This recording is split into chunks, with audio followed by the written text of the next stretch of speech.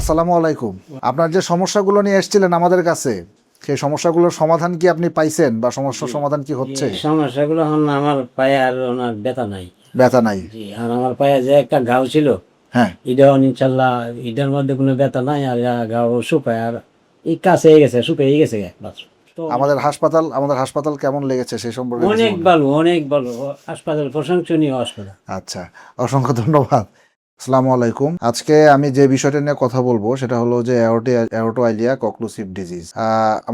আমার রোগী রহমত আলী, উনি কিশোরগঞ্জ থেকে এসেছিলেন একটা সমস্যা নিয়ে, যে দুই পায়ে ব্যথা করে, হাঁটলে ব্যথা করে, পায়ে একটি ঘা আছে দীর্ঘদিন ধরেই, যা শুকাচ্ছে না।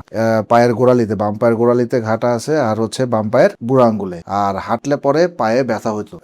বিভিন্ন ডাক্তারকে দেখান, সেখানে চিকিৎসা করার কোনো লাভ পান নাই, বিভিন্ন রকমের ওষুধ খান। এরপরে আসেন আমার কাছে। এরপরে আমরা পরীক্ষা নিরীক্ষা করে দেখি যে তার দুই পাশেই কোনো রকমের পালস পাওয়া যাচ্ছে না।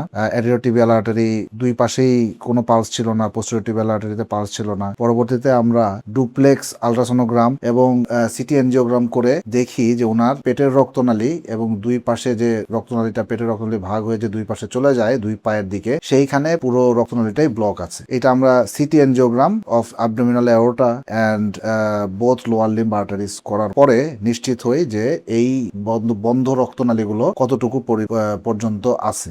এরপরে আমরা তার অপারেশন করার সিদ্ধান্ত নিই। যেহেতু তার বয়স প্রায় 60 বছর, ওনার ডায়াবেটিস ছিল না বা অন্য কোনো কার্ডিয়াক বা অন্য কোনো প্রবলেমও ছিল না, আমরা ডিসিশন নেই ওনাকে অপারেশন করার। এটি কৃত্রিম রক্তনালী দিয়ে অ্যাওর্টা থেকে দুই পাশের রক্তনালীতে, দুই পাশের আমরা বলি কমন ফিমোরাল আর্টারি, ওখানে বাইপাস করে আমরা আর্টিফিশিয়াল গ্রাফট বসায় দিই। পুরা বাইপাস অপারেশনটায় যেই অংশটুকু বন্ধ সেই অংশটুকু বাইপাস করে রক্ত চলাচল পায়ে পুনরায় স্বাভাবিক করে দেই। পরবর্তীতে রোগী রহমত আলী নিজে আসেন আমাদের কাছে এবং তিনি যথেষ্ট ভালো আছেন। পায়ের পালস এবং রক্ত চলাচল পুরোপুরি স্বাভাবিক হয়ে গেছে। পায়ে যে ক্ষত ছিল সেটা ভালো হয়ে গেছে এবং উনি এখন কোন রকমের ব্যথা অনুভব করেন না হাঁটাহাঁটি করার সময়। তো এই জিনিসটা, এই রোগটা আমাদের দেশে প্রচুর পরিমাণে হয়। বিশেষ করে দেখা যায় যে গ্রামে বিভিন্ন জায়গায় যারা একটু বয়স্ক মানুষ, যাদের ডায়াবেটিস আছে বা যারা খুব ধূমপান করেন বা পান জর্দা খান, তাদের এই রোগটা বেশি দেখা যায় বা এই রোগের ঝুঁকিতে তারা বেশি থাকেন। এবং সেক্ষেত্রে দেখা যায় দীর্ঘদিন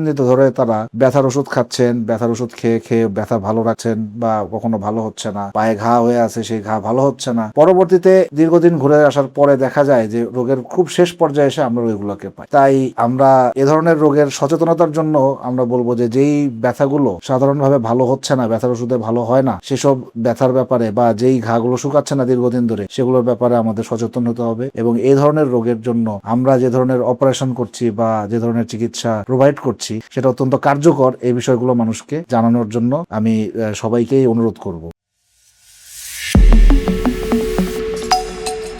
অ্যালায়েন্স হসপিটাল লিমিটেড, বিশ্বমানের স্বাস্থ্যসেবা এখন আমার দেশে।